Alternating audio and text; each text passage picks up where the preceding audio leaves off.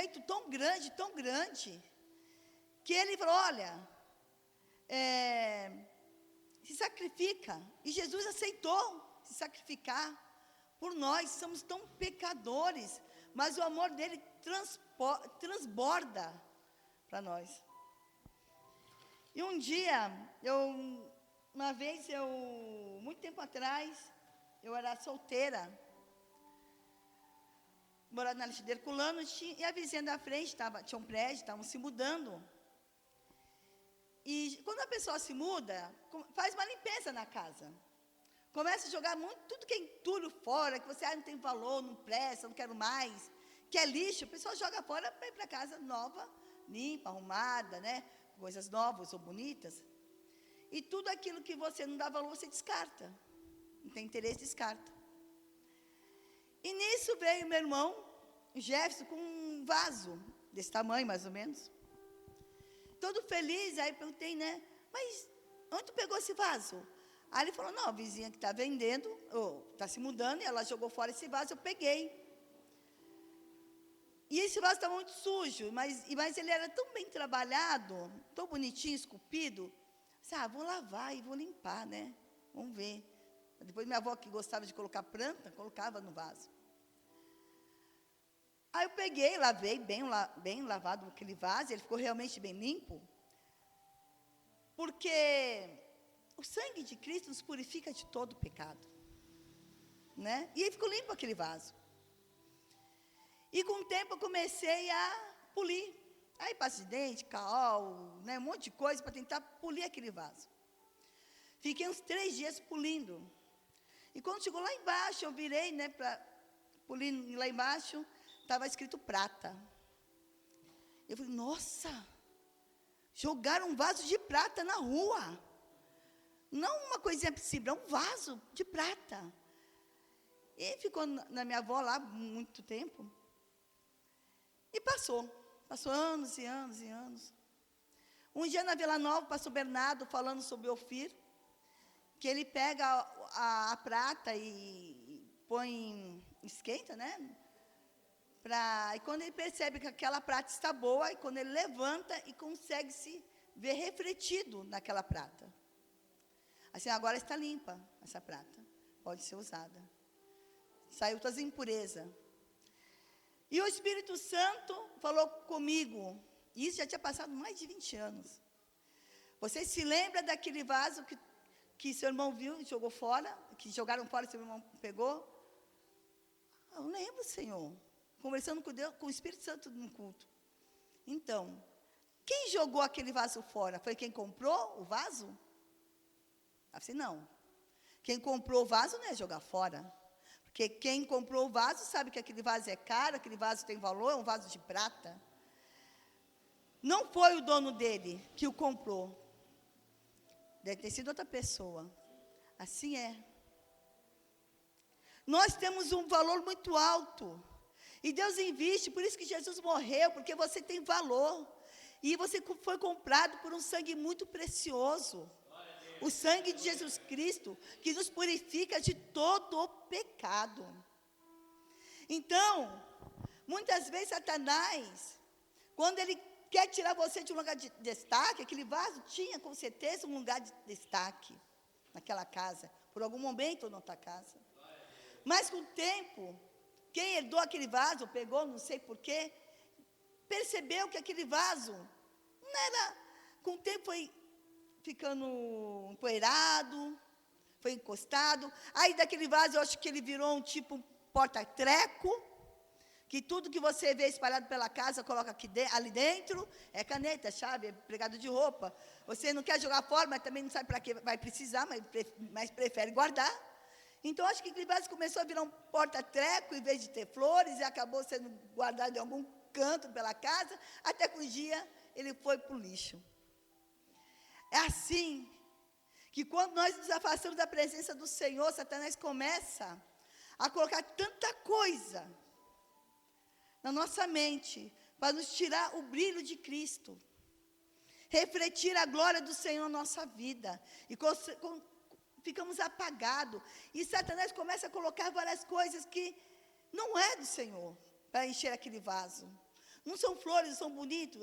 Ele começa lixo, lixo, lixo, e ele se acostuma com aquilo, até que ele põe um dia um ponto final. Então, irmãs, e depois e o Senhor, Deus, o Espírito Santo ficou falando comigo sobre isso, assim, meu Deus, quantas vidas são enganadas por Satanás, que estão aí no mundo, jogadas sem Deus, pensando que não tem valor, mas são que nem aqueles vasos, são vasos de valores, são preciosos para o Senhor, mas por algum momento Deus não consegue refletir o brilho de Cristo, limpar aquele vaso. Eu sei que ele ficou limpo, rapidinho eu limpei, como eu falei, o sangue de Cristo nos purifica de todo pecado, mas só lavar não bastava, eu tinha que polir aquele vaso. E eu fiquei muito tempo polindo, colocando uma coisa ou outra, polindo, até que eu vi, quando eu consegui ler escrito prata, porque eu já estava conseguindo me ver naquele vaso. E quantas vezes, irmãos, a gente vê as pessoas assim, aceitar Jesus é fácil, tirar as manchas que é difícil, porque ela requer um esforço. É um esforço nosso, é nos negar todos os dias. Não é fácil, não, hoje eu quero e Deus vai me transformar, não é isso. É todos os dias nos negar, todos os dias não deixar que Satanás coloque alguma coisa dentro de nós.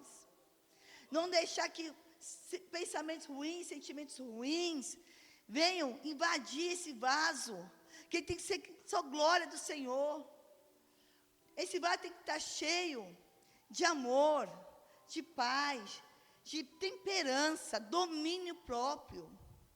E às vezes a gente deixa colocar tudo a ira, a contenda, a raiva, a discussão, a idolatria, o apego às coisas do mundo.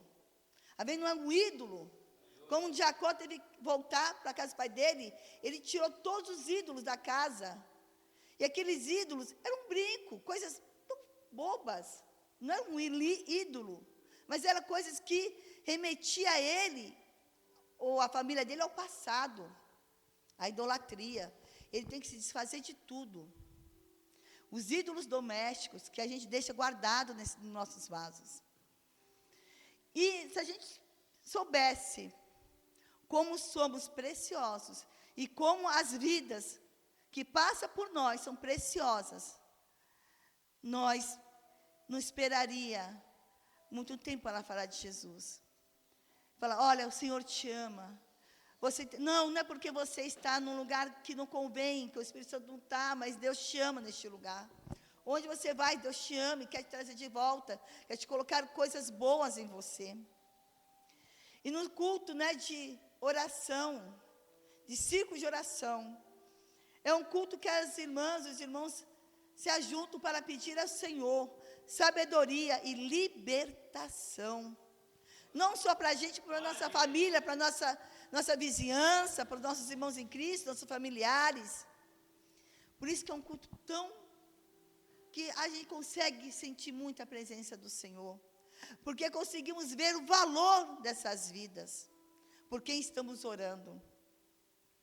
Irmãos, e eu gostaria também, eu marquei um monte de coisa aqui para ler, mas a palavra do Senhor é tão grande, e tão linda. Lá em Coríntios, 1 Coríntios 6:20 está escrito assim: vocês foram comprados por um alto preço, portanto, não se deixe se escravizar pelo mundo. Veja só, fomos comprados e muitas vezes nos sentimos escravos do pecado. Como Satanás engana, como Satanás nos distrai. E também Efésios 1:7 fala assim: nele temos redenção, por meio do seu sangue, o perdão dos pecados, de acordo com as riquezas da glória de Deus. Não basta só nos purificar, colocar o nosso livro da vida. Ele nos abençoa. Nosso Deus nos abençoa.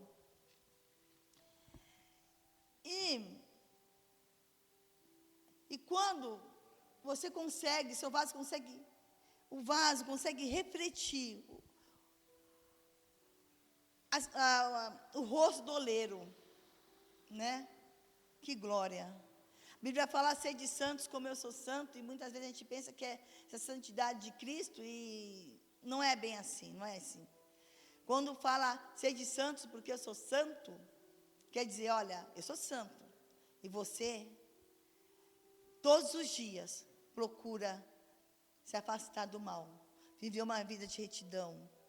Não que nós não venhamos pecar, mas que nós temos a consciência que precisamos da misericórdia de Deus na nossa vida, todos os dias, né? Como João Batista fala, que eu diminua, mas que ele cresça. Amém? E eu vou deixar para a meditação da igreja em Gálatas 22 e 20, que diz assim: já não sou eu que vive, mas Cristo vive em mim. E a vida que agora vivo na carne, vivo pela fé no Filho de Deus, o qual me amou e se entregou a si mesmo por mim. Amém? Que eu não vivo mais, mas que Cristo vive em mim, porque Ele se entregou, Ele me amou tanto, que Ele entregou-se a si mesmo. Então, irmãos, que nós não deixamos e nem venhamos julgar ninguém. Quando, aquele ali está perdido, aquele não tem valor, aquele ou aquela, será que Deus ainda tem um plano naquela vida? Tem, porque fomos comprados por alto preço. Só não enxerga o valor aqueles que não têm a visão de Cristo, mas quem nos comprou, nos remiu, nos preparou, e está preparando o céu para nos receber, esse sim fala, não, tem valor, e eu não me esqueci, porque tem valor. Você não esquece uma joia, e fica desesperado se não encontra. Uma vez a Simone falou que perdeu um anel, que ela tinha mais do que uma joia, era um apego, né, que era do pai dela, que tinha dado para ela na formatura dos pais, e do nada apareceu na geladeira, né? Eu creio que se fosse qualquer outro anel, uma bijuteria, não, qualquer outro anel, tudo bem. Mas aquele era uma joia preciosa. Não era preciosa no tamanho, mas era preciosa, ela sabia o valor que aquela joia tinha, que aquele anel tinha, né? Porque além do seu valor mesmo de mercado, ela carregava com ela sentimento, emoção. Carregava com ela o quê? Memórias, planos, né? Que o pai e a mãe projetaram na vida dela, aquele anel de formatura. Assim é o Senhor. Nós somos um vaso precioso, e o Senhor tem projetado em nós planos que vai além do que pensamos, além do que imaginamos. E somos preciosos perante o Senhor. Eu quero deixar essa palavra que fique de meditação para nós, né? Que somos, não importa onde fomos achados, não importa onde você vai evangelizar, há vasos preciosos para o Senhor. Amém? Obrigado pela oportunidade, em nome de Jesus.